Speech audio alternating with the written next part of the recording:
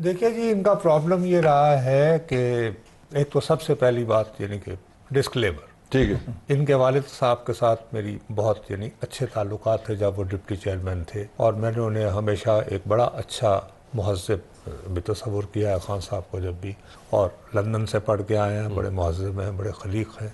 तो लेकिन बात यह है कि मुकाफ़ात अमल होता है। दूसरा, ये जो असम्बलियाँ हैं, ये सुना गया है कि ये जैसे आप होते हैं, ये आवाम की नुमाइंदा होती है ना, हमारे कल्चर को नुमाइंदगी करती हैं। अब जापान और कोरिया अदरवाइज कितने हिरार्कियल सोसाइटीज़ हैं, तो उनकी असम्बलियों में क्या क्या नहीं हुआ। तो हम तो वैसे ही छांगे मांगे तंगली तलांगे किस्म के, अगर हम सही पंजाबी हैं तो। मतलब मैं मिसाल के तौर पर मैं वो मुहावरा सुना रहा हूँ जो मेरी माँ ने, आपकी माँ ने, और हर पंजाबी माँ ने वो भी सुना होगा, हमारे दादा ने सुना होगा कि माजे वड़दियाँ ये पग नूं मार कच्छा ते डाकू कोई ना शहर कसूर दिया। अब अच्छा, दिन नू रात मलंगी था तो रात नू राज फरंगी था। तो मलंगी कहाँ का था, निजाम लोहार कहाँ का था? निजाम लोहार के अंदर पार्लियामान नहीं थी, जमहूरी रवैया नहीं थे, इंतखाब नहीं था, चुनाव नहीं था। अभी कहाँ है?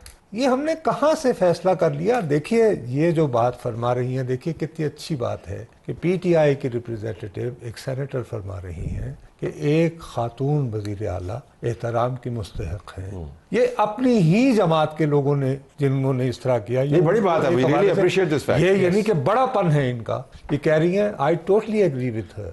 यही बात खान साहब को जरा थोड़ा सा ठंडे अंदाज में, इनको प्रॉब्लम ये हो रहा है कि इब्तदाई ज़माने में आपको याद होगा, मुस्लिम लीग जब अपोजिशन में थी तो एक झगड़ा शुरू हुआ था, हंगामा हुआ था कि ये मामला असम्बली में भेजा जाए या केस पे किया जाए। उन दिनों इनकी वफादारियाँ ज़्यादा शहबाज साहब की तरफ थी, मोहब्बत ज़्यादा वो उनके साथ थी हमजा साहब के साथ। अब ज़रा उसको भी कॉम्पनसेट करना है। वैसे अगर खातून का एहतराम करना ज़रूरी है तो मेरे प्यारे भाई बेनज़ीर भुट्टो साहबा वज़ीर आज़म थी, तो कौन चढ़ा था जब फारूक लगारी साहब तकरीर फरमा रहे थे, और किसने उनके ऊपर चूड़ियाँ फेंकी थी? अल्लाह उन्हें सेहत दे, आजकल बीमार हैं मीना दौलत जी जी बिल्कुल, दुपट्टा चूड़ियाँ, और वो इन्हीं की जमात थी। अच्छा, और फिर जब बीवी उठ के जाती थी तो उनकी सब्ज कमीज के बाद देख के आवाजें कहाँ से, कौन से हल्के से और किस जमात से आती, और सबसे ऊंची आवाज तो खैर मेरा अपना ये ख्याल है कि ये जो फरमा रहे हैं, as custodian of the house, last thing you have the right to do this, call the sergeant of arm, जो भी बिहेव नहीं कर रहा निकाल दे। लेकिन बैरिस्टर साहब ये फरमाएगा, मुझे आज थोड़ी सी हैरानी ये हुई कि उन्होंने जो पावर कोर्ट की अपनी के किसी भी मेंबर की इस्तदा के ऊपर मुझे कोई तहकीक करने की जरूरत नहीं है रेफरेंस भिजवाने के लिए, डिस्क्वालीफाई करने के लिए, और मैं अपनी पावर इस्तेमाल कर सकता हूं क्योंकि मुझे कहा गया। और जो कोर्ट किया, उन्होंने वो जजमेंट्स कोर्ट की जिसको पाकिस्तान मुस्लिम लीग तो लिताड़ती रहती है। मतलब जस्टिस खोसा का नाम लेकर उनकी एक जजमेंट को कोट करके अपनी पावर का इस्तेमाल ऐसी है कि जिस तरह बेनजीर भुट्टो साहबा या उनकी पार्टी का कोई मेंबर जुल्फकार अली भुट्टो के कत्ल की, जुडिशियल कत्ल की जजमेंट को साइट का नाम ले, मैं वैसे कह रहा हूं, जजमेंट को साइट करते हुए किसी और के कत्ल को justify. So why this judgement citation? पहली बात तो यह है कि आपको शायद इल्म में है कि मैं पाकिस्तान में जमैमा का सबसे बड़ा एडवोकेट रहा हूँ, डिस्पाइट द फैक्ट कि मैं इस पार्टी से हूँ। मैंने हमेशा उसको डिफेंड किया कि हमें उसके खिलाफ कोई बात नहीं करनी चाहिए, बहरहाल चाहे उसका मजहब हो चाहे उसका हो। सिमिलरली बीवी के बारे में मेरा व्यू भी यही है, तो मैं इनको इंडोर्स करता हूँ। हमें थोड़ा कदर ज़्यादा गुंजाइश देनी चाहिए खवातीन को, चूँकि अपार्ट फ्राम के हमारी बहनें भाई हैं, इसलिए कि सोसाइटी में उनको आगे लाना है। हमारी सोसाइटी में खवातीन का रोल बहुत कम है, हम आगे बढ़ाना। दूसरी बात यह कि मैं मानता हूं कि ग़ालिबन किसी ज़माने में पीपल्स पार्टी और ख़ास तौर पर मुस्लिम लीग के रवैयों में बड़ी शायद हो, लेकिन मेरा ख्याल में कि चार्टर डेमो के पास उन्होंने खासी अपने आप को एक तब्दीली की। वो माना गलतियाँ की, मैं भी मानता हूँ हमने गलतियाँ की ही, कुछ थोड़ा तब्दीली हुई, तो ये थोड़ा जो नया एलिमेंट है गालम गलोच का, तो ये थोड़ा बहुत ज़्यादा अब बढ़ गया। चलिए वो तो हो गया, लेकिन मैं साइटेशन पे मेरा अपना ख्याल ये है कि वो तंज कर रहे थे, उनका मुराद ये थी। देखिए वर्स्ट जजमेंट है, मैं मियाँ साहब की लीगल टीम का हिस्सा तक कोई जजमेंट नहीं है, नाम जजों के नहीं लेने चाहिए। जो भी मुज़र जज साहबान थे उन्होंने तमाशा लगाया हुआ था और वो जजमेंट ख़त्म हो चुकी हैं। बदतरीन जजमेंट है पाकिस्तान की, जैसे भुट्टो साहब की जजमेंट बदतरीन थी, ये भी बदतरीन थी, लेकिन इनको कोर्ट नहीं करना चाहिए। जी आपने ज़ेर लफ्ज़ कुछ फरमा रही है, माइक में फरमाइएगा ताकि व्यूअर भी मुस्तफीद हो। मैंने कहा जी 13 जजेस ने पिछले साल एक दी जजमेंट इस्तीफा, तो ये देखें आप जजेस का तो कुछ बच नहीं गया, लॉयर कम्युनिटी बड़ी माजरत के साथ कुछ नहीं बचा। कुछ कहीं आप यहाँ से उठा के वहां की दलील देंगे, वहां से उठा के, मतलब देयर इज नथिंग। आपकी ना कोई इंटेग्रिटी रह गई है, ना आपका कोई प्रिंसिपल्स रह गए हैं। सिर्फ एक प्रिंसिपल है कायदे आजम या फिर डोनाल्ड ट्रंप या जॉर्ज वॉशिंगटन, मतलब यही आपके पास है। और तो कोई आप देखिए तो लिहाजा फरमा रही है कहाँ कि है? एक जंगल के कानून का हवाले देना चाहिए, जंगल के कानून बड़े सख्त होते हैं, ये कोई कानून नहीं। आप ये फरमा, लिहाजा इस किस्म के रवैये, है वो कानून जो ताकतवर को जो चीज सूट करती है वो कानून है। अगर मैं आज, आप ताकतवर हैं, अगर आप मुझे पसंद करते हैं तो मेरे साथ मामलात सही हैं। ठीक। और अगर आप मुझे, और मैं आम लोगों में से हूँ, आप मुझे पसंद नापसंद का कोई मसला ही नहीं है, तो आप खुद मैं पिसूंगी ही। तो स्पीकर साहब जो आज बात कर रहे थे वो ताकत के हवाले से बात कर रहे थे या असूल की बात कर रहे थे, क्योंकि आपने इखलाकी मयार के ऊपर उनको इंडोर्स किया है। लेकिन जब ये कहते हैं कि मैं इजाजत नहीं दूंगा और ऐसे हाउस टू फार ना, he went too far because he was just, जैसे नुसरत जावेद साहब ने फरमाया कि वो तो अपनी लॉयल्टीज प्रूव कर रहे थे ना कि मैं go too far Nusrat of साहब। कोर्स डेफिनेटली जी, वो सियासी हो गए ना, वो बहुत इंतहाई ज्यादा। दयानतदारी से। और मैंने आपको बताया कि मैं ज़ाती तौर पर उनका बहुत एहतराम करता हूँ, मेरा ताल्लुक़ है उनके साथ एक बंदा, लेकिन उसके बावजूद हक बात कहने से नहीं रोका जा सकता कि क्या आपने अभी तक आपके पास जो अख्तियारात हैं उनको आपने genuinely as custodian of the house पूरी तरह अमल उस पर किया?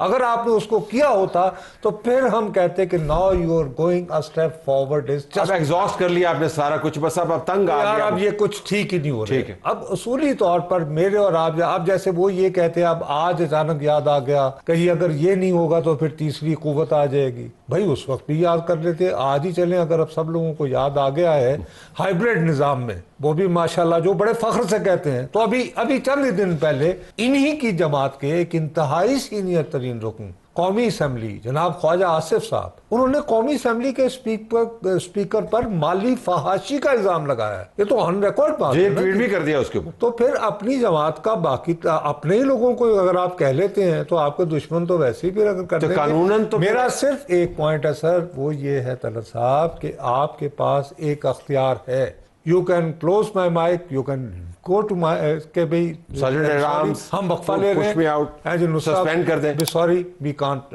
You know bear this, go out. इस पे हमें थोड़ी सी रहनुमाई आखिर में कीजिएगा। ये जो मैंने कहा था कि बाहर से तरबियत लेके असेंबली के अंदर आते हैं, तो आपकी जमात के हवाले से बिलखुसूस ये कहा जाता है कि उनको शौक है तजलील का, यानी ट्रोलिंग से लेके, और मैं आपकी जाती मिसाल नहीं देना चाहता, you have suffered the hard end of that trolling. लेकिन ये एक रवैये फिर बन जाते हैं, फिर जो लोग आते हैं कहते हैं अगर हमारा लीडर ये कह सकता है तो फिर जाहिर है सब कुछ जायज़ है। तो ये फिर बाहर भी तरबियत का बंदोबस्त करना चाहिए कि नहीं? देखिए जी, पूरी कौम की तरबियत होनी चाहिए। और अभी बात हो रही थी बड़े नामी, सर एक सेकंड, एक मिनट, अभी बड़े लीडर्स देखे, बड़े लीड, छोटे हम तो रेजगार है ना, रेजगारी है, मतलब जो बड़े लीडर्स हैं, जब वो इस किस्म का बिहेवियर पार्लियामान में दिखाते हैं, अभी चंद लीडर्स का नाम हुआ, मेरी तो उनके साथ कभी चपकलिश भी हुई है, जब बड़े लीडर इस किस्म का बिहेवियर पार्लियामेंट में बैठ के, ministers, big ministers, big portfolios, जब वो किसी किस्म का डिकोरम नहीं रखते, तो आप एक पार्टी को जिसको आपने दीवार के साथ लगाया हुआ है, जिसको आपने हर किस्म का हथकंडा इस्तेमाल करके टकरे मार रही है, दीवार सर, नहीं लगाया छोड़ दे, मैं आपको लेके जाती हूँ लाहौर में, जितनी ज्यादा लाहौर के लोगों के साथ ज्यादती हुई है 9 मई के केस में, गरीब बच्चे जिनका कोई रोजगार नहीं है, उनकी माएं, उनके वो लोग अपनी नौकरियां छोड़ के, अपनी पढ़ाइयां छोड़ के हफ्ते में 3 दफा कोट लखपत हर हफ्ते जा रहे हैं। बहुत बुरे कर रहे थे, उन बच्चों की नुमाइंदगी के गुस्से में नहीं कर रहे थे, उनको गाली का शौक था। हम ये मानते हैं कि आपकी पार्टी के साथ ज्यादती हो रही है और 9 मई के अंदर मुकदमा जो है बहुत सारी जगहों पर आपको बोधे नजर आते हैं, लेकिन जो असेंबली के अंदर हो रहा था उसका ताल्लुक आपकी पार्टी के लाहौर के बच्चे के साथ नहीं है, माजरत के साथ नहीं। लेकिन असेंबली का एक कल्चर है ना जी। अब आप देखें, पंजाब असेंबली में जो होता है वो सेनेट में नहीं होता। क्यों नहीं होता? क्योंकि पंजाब असेंबली का एक कल्चर है, और पंजाब असेंबली में हमेशा बड़ी मतलब वल्गैरिटी की तरफ वो चले जाते हैं, जो हरकतें, जो बातें करते हैं। सेनेट में हम इस तरह नहीं करते। तो एक डिकोरम है एक जगह का, जो आपको और जगहों पे नहीं मिलेगा। आपने नहीं, वो यही जो बात फरमा रही है ना, ये पंजाब में ये जो न्यू कल्चर एक आया है, ख़ास तौर पर अगर आप रिकॉल करें, जिस तरह दोस्त मोहम्मद मज़ारी की यानी ज़िंदगी अजीरन बना दी गई थी, वो इनकी जमात की तरफ से हो रही थी, वही रिवायत अब आगे बढ़ रही है। मैं सिर्फ ये अर्ज़ कर रहा हूँ कि स्पीकर पंजाब असेंबली ने जो कंडक्ट अख्तियार किया है वो लोगों को ये तासुर, मैं इसीलिए कह रहा हूँ कि अगर उन्होंने पहले से अवेलेबल फोर्स को पूरी तरह इस्तेमाल कर लिया होता, अब ये वो स्टेप लिया है ना, उससे लोगों को मैसेज ये बढ़ रहा है कि यार ये बंदे बंदे तोड़ के डरा धमका के तो अपने नंबर बढ़ा रहे हैं 2/3 अक्सरियत के लिए, उधर भी और इधर भी। तो आई थिंक इन्होंने शाह से ज्यादा शाह की वफादारी का वाला मैसेज दिया है। शायद नीयत अच्छी हो कि भाई मेरी असेंबली में पैगाम ठीक नहीं है। आप तीनों का बहुत शुक्रिया। प्रोग्राम हमारा जारी।